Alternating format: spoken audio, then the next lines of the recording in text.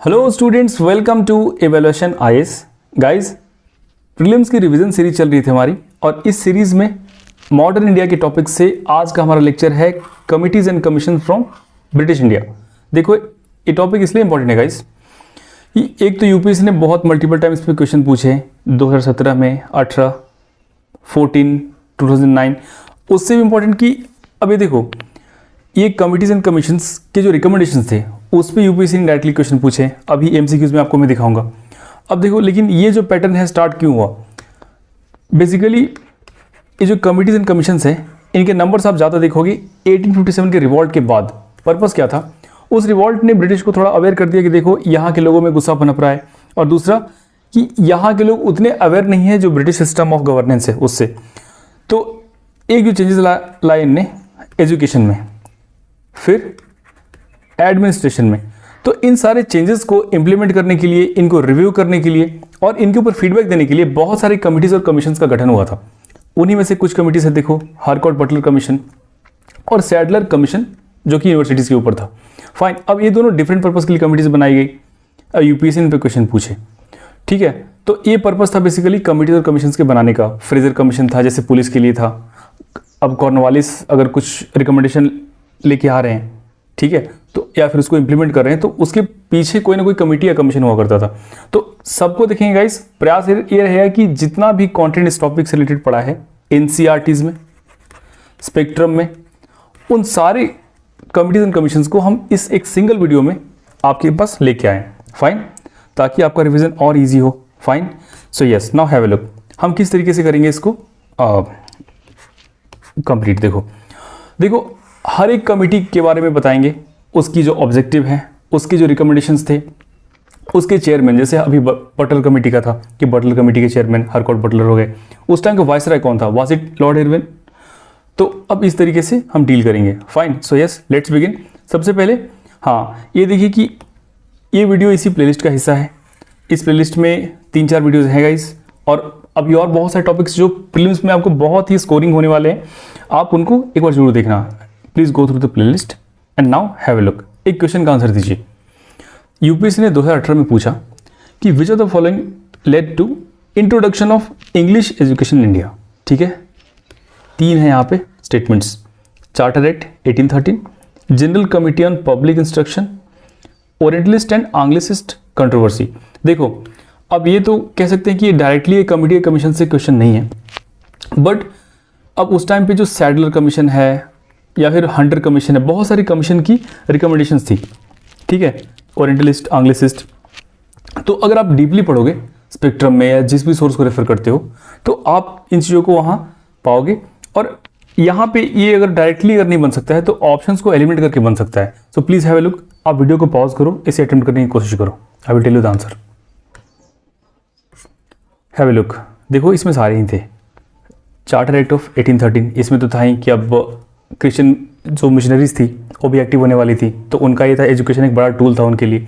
Then अगर ये option पता है तो इट मीन्स कि ये एलिमिनेट हो जाएगा। Then coming orientalist and anglicist controversy, ये तो बहुत ही फेमस था गाइस, ये तो आई होप कि आप सबको पता है। देन ये ऑप्शन एलिमिनेट हो जाएगा बिकॉज यहाँ पे, हाँ, अब यहाँ पे डाउट है कि 1 और 3, तो अब यहाँ पे जो 50-50 रूल है उसको भी इंप्लीमेंट करोगे तो चांसेस हैं कि आपका ये सही हो जाए। नाउ यस, अब ये देखिए क्वेश्चन जो आपको मैंने स्टार्ट में बताया था, बटलर कमेटी पे क्वेश्चन आया है। बटलर कमेटी कह लो है कमीशन। अभी देखो, बेसिकली ये था गाइस कि ये जो इंडियन स्टेट्स थे और जो ब्रिटिश इंडिया थी, जो ब्रिटिश इंडिया जो गवर्नमेंट थी उस टाइम की, उसके बीच के रिलेशन को इम्प्रूव करने के लिए, या कैसे मतलब जो और स्मूथ हो सिस्टम जो है, फाइन, तो उसके लिए था Butler committee 1927। Okay, so yes, start करते हैं गाइस। अब देखो कि ये जितने कमीशन थे, ये ऐसा नहीं था कि एक सिंगल मोडस ऑपरेंडी पे चलते थे, इनका एक प्रॉपर मैंडेट हुआ करता था गाइस। तो basically it use to be कि कुछ हैं कमिटीज़ फेमाइन के ऊपर हैं, कुछ एजुकेशन के ऊपर हैं, कुछ हैं एडमिनिस्ट्रेशन, जिसमें आपका पुलिस भी आ जाएगा, नॉर्मल सा, टैक्सेशन के लिए कुछ थी कमिटीज़। तो उन सबको हम देखेंगे एक एक करके। फाइन, तो सबसे पहले गाइस हम देखेंगे जो एजुकेशनल कमिटीज़ थी, फाइन, उनके बारे में। देन फिर फाइन कमीशन को देखेंगे एंड देन फाइनली एडमिनिस्ट्रेशन में। सबसे पहले देखो एजुकेशन के लिए जो कमिटीज़ थी गाइस, अब ये देखो, चार्ल्स ऊ डिस्पैच, इसको बोलते हैं Magna carta of education in India. Fine, Lord Dalhousie के टाइम पे इसे इंट्रोड्यूस किया गया था इस कमेटी को। अब ये कमेटी देखो, आप 1857 रिवॉल्ट के जस्ट पहले की बात है ये। फाइन, तो देखो तभी जब भी रिवाइज करो ना किसी टॉपिक को, खास करके हिस्ट्री में, हमेशा क्रोनोलॉजी का ध्यान रखो। अच्छा, अभी 1854 में ये हो रखा था, ठीक है। देन उसके बाद यहाँ पे वाइसराय कौन था, इसके बाद वाइसराय बनता है Lord Canning, sorry governor general. यहाँ पे गवर्नर जनरल होगा बेसिकली, बिकॉज अब तक वाइसराय का नहीं था। वाइसराय कब हुआ, 1858 से। फाइन, तो पहला वाइसराय और आखिरी गवर्नर जनरल कौन था, it was Lord Canning. Sorry for the mistake guys, यहाँ पे गवर्नर जनरल होगा। ओके, देन कम्स, अब यहाँ पे क्या ऑब्जेक्टिव था, to provide European knowledge and western culture to Indians. अब देखो, इन्हें लगता था कि अगर हमने अपना कल्चर इम्पोज कर दिया, अपनी जो नॉलेज है, थिंकिंग है, हमने अगर इनके ऊपर, बिकॉज आप गन से, बुलेट से आप किसी को रूल नहीं कर सकते, खास करके इतने बड़ी पॉपुलेशन को। तो क्या है स्ट्रेटजी ये है कि स्लोली एंड स्टीडली आप इस तरीके से जो नैरेटिव चलाओ एजुकेशन के थ्रू, ताकि ब्लड और लुक्स में इंडियन हो, लेकिन जो इंटरनली उसकी जो सोल हो बिल्कुल ब्रिटिशर हो, थॉट हो जो बिल्कुल अंग्रेजों वाली हो।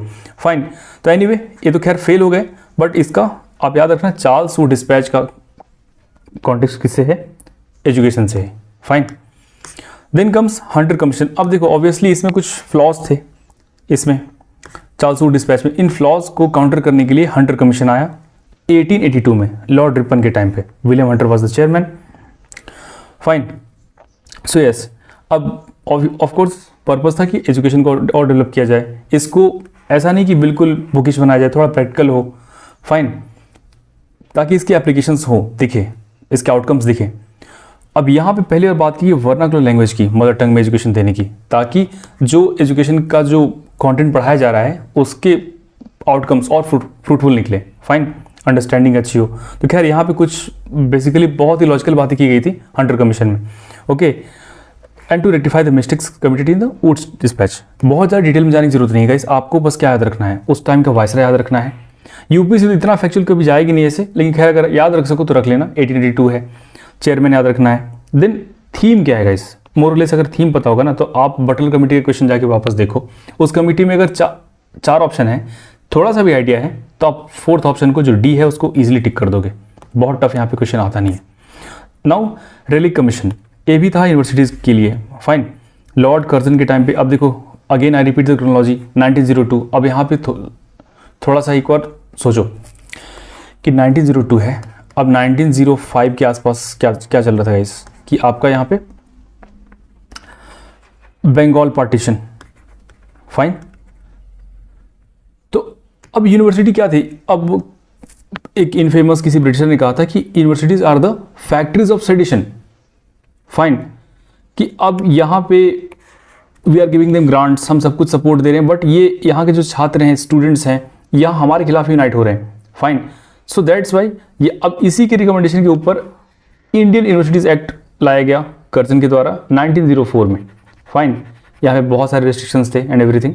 तो आप याद रखना कमेटी का नाम जो रेलिक कमीशन था 1902। Fine, now next Sadler commission guys, 2018 का क्वेश्चन है गाइज। इसकी ये जो क्वेश्चन है 18 वाला, इसको हम इस वीडियो के एंड में देखेंगे, सो प्लीज़ स्टे कनेक्टेड। ये बहुत ही इंफॉर्मेटिव वीडियो होने वाले guys. Okay, have a look. तो वाइसराय कौन था गाइज इस टाइम पे, Lord Chelmsford. Lord Chelmsford was the viceroy when Sadler commission presented its report. अब देखो बेसिकली एनालाइज करना था जो कलकत्ता यूनिवर्सिटी की जो सिचुएशन थी, कंडीशन थी, कि यहाँ स्टूडेंट्स एकेडमिक्स में कितना इन्वॉल्व है, पॉलिटिक्स में कितना इन्वॉल्व है, ग्रांट्स कितने दिए जाएं।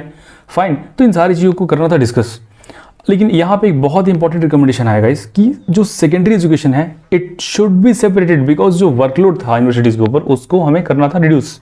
फाइन, तो ये बहुत ही सिग्निफिकेंट थी रिकमेंडेशन सैडलर कमीशन की। साल था 1917, 1917। Who was the viceroy? Viceroy was lord Chelmsford. Keep repeating guys, repetition is the key to clear the prelims. Now Hartog commission, Hartog commission 1929।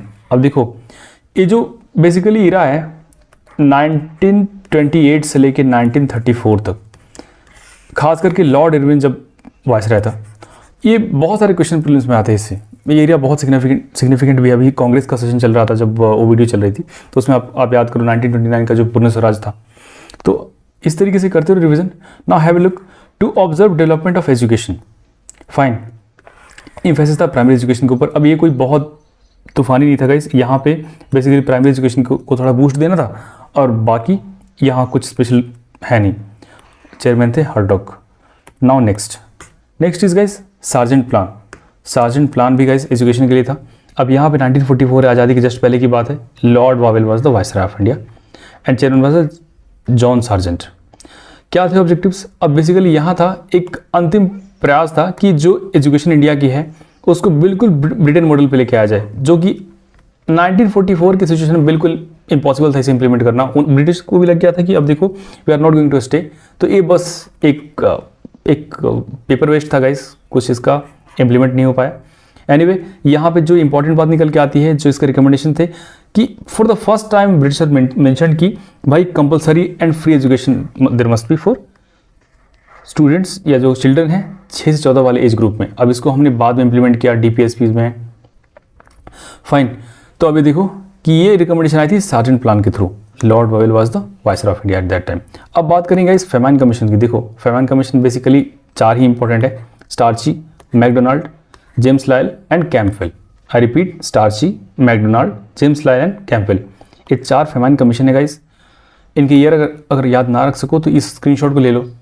Fine, और बार बार एक तो ऐसे कहीं पे भी जहाँ नोट्स वगैरह बनाओ या फिर ऑनलाइन कुछ रखो अपना रिवाइज करने का, तो इस टाइप की चीज़ें जो आपको रिवीजन में बहुत हेल्प करती हैं, या तो खुद से बनाओ या कहीं से अगर बनी बनाई मिल जाए तो उसको रखो और बार बार रिवाइज करो। फाइन, नाउ लेट्स लुक कि जो कैम्पबेल कमीशन था बेसिकली 1866, यहाँ पे क्या हुआ कि बंगाल में, उड़ीसा में, बिहार में, इन एरियाज में बहुत जो नुकसान हुआ फेमाइन के कारण से, उसको रिलीफ देना और बाकी चीज़ों को एनालाइज करना, बट ये फ्रूटफुल हुआ नहीं गाइस। इसके कुछ खास आउटकम निकल के नहीं आया। बस हम याद रखना है Campbell commission was related to famine. Fine, then comes Strachey commission. ये लॉर्ड लिटन के टाइम पे आया साल 1880 में, 1880 में। Okay, to give the famine relief, that's it, not that significant. अब आपको बस मैं वही बोल रहा हूँ कि अगर याद रख सको तो उस टाइम को वाइसरॉय याद रखना। अब इसके बहुत डिटेल में जाके पढ़ने की जरूरत नहीं है कि you don't need to Google. Fine, क्योंकि आपके पास सबसे अच्छा सोर्स क्या है कि क्वेश्चन के टाइप्स को जानने का। प्लीज कीप एनालाइजिंग PYQs, आपको लग जाएगा कि कितना डीप में किस टाइप का क्वेश्चन आता है।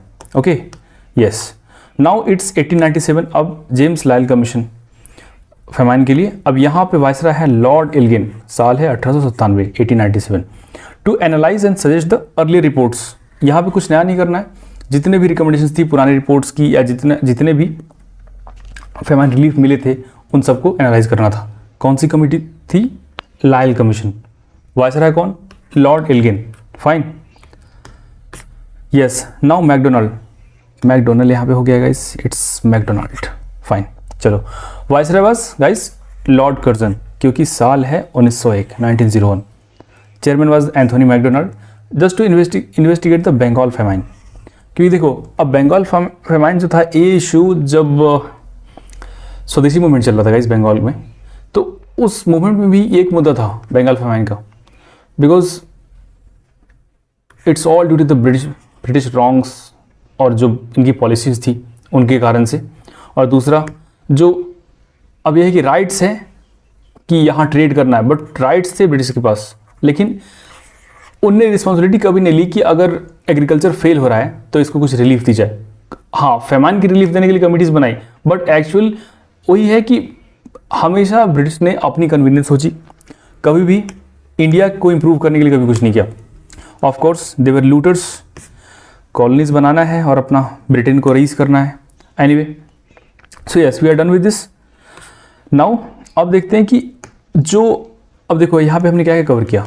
एजुकेशन की ऑलमोस्ट सारी कमिटीज हमने कर ली, जो फेमाइन से रिलेटेड जितनी कमिटी थी उनको हमने कर लिया। अब देखेंगे एडमिनिस्ट्रेटिव एंड रिलेटेड कमीशंस जितने भी हैं उनको एक एक करके हम देखेंगे। देखो, Hilton young commission.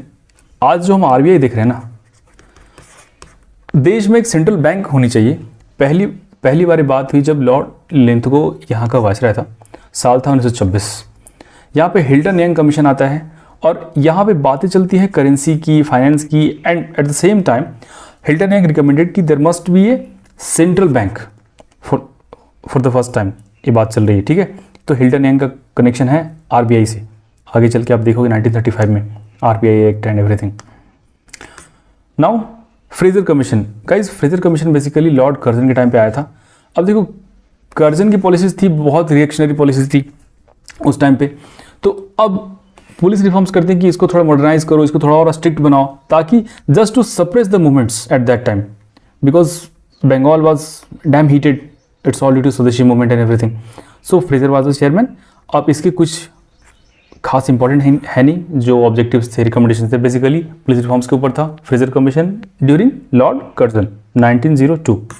Now comes Hunter commission. देखो हंटर कमीशन दो थे गाइस, एक तो एजुकेशन में आपने देख लिया, और दूसरा लॉर्ड चेम्सफोर्ड के टाइम का, जब एक अनफॉर्चुनेट इंसिडेंट होता है गाइस, जब 1919 में जलियांवाला बाग मैसेकर होता है, फाइन। तो उसके बाद से जब पूरा पंजाब डिस्टर्ब हो जाता है, जल रहा होता है, अब उसको एनालाइज करने और चीज़ों को थोड़ा जो मिस्टेक्स हुई उनको रेक्टिफाई करने के लिए हंटर कमीशन लाया गया, but it backfired Britishers, fine. So खैर डिटेल में जाने की जरूरत नहीं है, बिकॉज प्रीलिम्स का रिवीजन चल रहा है, हमें क्या याद रखना है, हंटर कमीशन। हंटर कमीशन कितने हैं? दो हैं, फाइन। एक एजुकेशन के लिए है, दूसरा है आपका जो पंजाब के डिस्टर्बेंसेस चल रहे थे, पंजाब में जो रॉन्ग्स किए थे ब्रिटिशर्स ने, उनके बारे में थे, ठीक है। ये कमीशन आए थे उनको एनालाइज करने के लिए, fine, yes. Now move Butler commission, finally साल 2017 का क्वेश्चन है गाइस। यूपीएससी जो क्वेश्चन पूछती है गाइस उस पर दोबारा से रिपीट करती है, थोड़ा इम्प्रोवाइज करके, तो please have a look. Lord Irwin के टाइम पे बटलर कमीशन आया जस्ट टू एनालाइज की जो स्टेट्स हैं, इंडियन स्टेट्स हैं और ब्रिटिश क्राउन है, इसके बीच का रिलेशन है, इसको कैसे हम और इम्प्रूव कर सकते हैं, ब्रिटिशर के इंटरेस्ट में, ये कंसर्न था, fine. Now comes Whitley commission, basically labour issues को एनालाइज करने के लिए था। Again it came during lord Irwin. Lord Irwin के टाइम में बहुत सारे मूवमेंट्स हुए गाइस, राउंड टेबल कॉन्फ्रेंस आप देख सकते हो, फाइन। अब बहुत सारे 2-3 कमीशन तो बेसिकली इरवाइन के टाइम पे ही आई। अब देखो बटलर कमीशन देखो, sorry, okay, then Whitley commission labour issues पे लॉर्ड इरवाइन के टाइम पे। Now it's 1940 Floud commission, lord Linlithgow. अब देखो जो बंगाल में इस टाइम देखो क्या चल रहा था, बहुत सारे पीजेंट मूवमेंट चल रहे थे। अगेन आई से क्रोनोलॉजी देखो 1940 का टाइम है, बहुत सारे मूवमेंट चल रहे थे बंगाल में। अब हमारी जो पीजेंट वाली वीडियो है, जो पीजेंट मूवमेंट्स की वीडियो है, please go through that video. उस वीडियो में सारा आपको कंपाइल्ड एक साथ मिल जाएगा, सारे जितने पीजेंट मूवमेंट्स हैं गाइस। और इस बार एक क्वेश्चन आप एक्सपेक्ट कर सकते हो, because it's all due to the peasant issues जो प्रोटेस्ट चल रहे हैं कंट्री में, उसको लेके, फाइन। तो यस, तो अब ये जो बंगाल में जो टेनेंसी रिफॉर्म्स है या फिर जो भी इशूज़ हैं टेनेंसी को लेके, जमींदार का क्या रोल है एंड एवरीथिंग, इसको लेके एक फ्लाउड कमीशन बनाया गया था लॉर्ड इलेंथकॉफ के द्वारा, कि चलो रिकमेंड करो कुछ क्या यहाँ पे किया जाए, ओके। अब ये देखो यहाँ पे एक बहुत इंपॉर्टेंट चीज़ है गाइस कि इंडियन स्टैट्यूटरी कमीशन, बहुत सारे लोग इस बात को नहीं जानते कि जो साइमन कमीशन जो इनफेमसली कहा जाता है कि जिसके 7 मेंबर्स थे, 7 के 7 ब्रिटिशर्स थे, इंडियंस नहीं, so that's why there were protest pan India, go Simon go back, and unfortunately we lost our very valiant brave leader Lala Lajpat Rai ji, okay.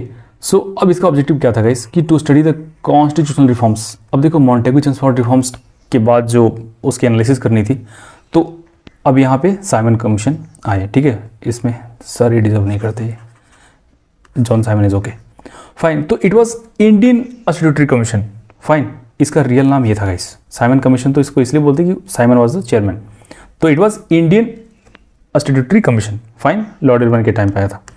Now देखो गाइस पील कमीशन, इस पर क्वेश्चन आ चुका है साल 1996 या 5 के प्रीलिम्स में, यूपीएससी रिपीट करती है गाइस, सो दैट्स वाई, खासकर हिस्ट्री में। देखो लॉर्ड कैनिंग, क्योंकि साल है 1857 जब 1857 का रिवोल्ट हुआ था गाइस, तो पील कमीशन आया। अभी क्यों आया गाइस, अब यहाँ पे देखो समझो इस चीज़ को। अब देखो ये जो रिवोल्ट हुआ, it is also called mutiny. Mutiny कौन करते हैं गाइस? जो सिपाही होते हैं, जो आर्मी मैन होते हैं, वो म्यूटनी करते हैं, जो आप हिंदी में से विद्रोह आप कह सकते हो, ठीक है। तो अब आर्मी को दोबारा से ऑर्गेनाइज करना है, ठीक है। इस तरीके से कंपोजिशन बनाओ कि जो कास्ट बैलेंस है, रिलीजन बैलेंस है, इस तरीके से हो कि आप इन दोनों के बीच के हैट्रेड का यूज़ कर सकते हो। मतलब ये जो क्या कहते हैं डिवाइड एंड रूल पॉलिसी है, यहाँ से खेलनी शुरू कर दी थी ब्रिटिश ने।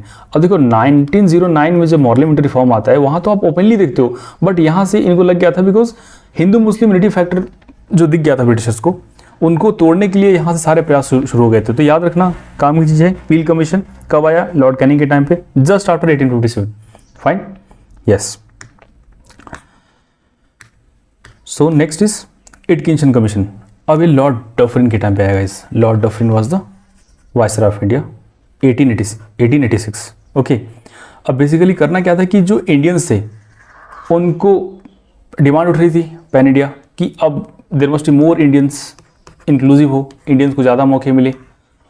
जो सिविल सर्विसेज है ना, एग्ज़ाम्स हैं, आज की चलो यूपीएससी मान लो, आज की यूपीएससी किसी एक कास्ट या किसी एक ग्रुप को कहते कि भाई आपको हम डिस्क्रिमिनेट करते हैं, फाइन, तो डिमांड्स उठ जाए। तो उस टाइप की डिमांड्स उस टाइम पे थी। Fine, thankfully we are democratic country, UPSC सबके लिए ओपन है, आप सबके लिए।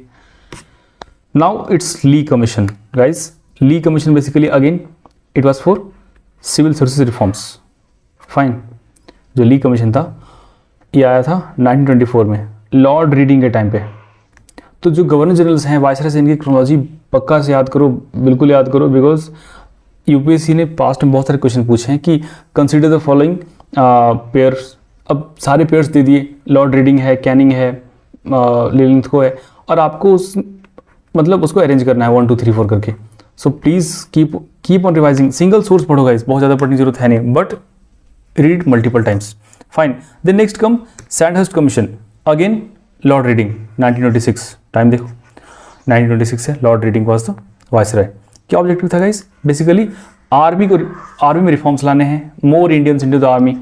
फाइन, जो कॉम्बैट रोल्स में ज़्यादा इंडियंस को डालो ताकि जब ब्लड शेड हो तो उनका ज़्यादा हो। So the way Britishers used us, no one used us. Fine guys, so it was Sandhurst commission किस पे था? आर्मी रिफॉर्म्स के ऊपर था। Okay, now next. अब देखो question finally regarding Wood's dispatch. आप इन स्टेटमेंट्स को देखो एक बार, ठीक है।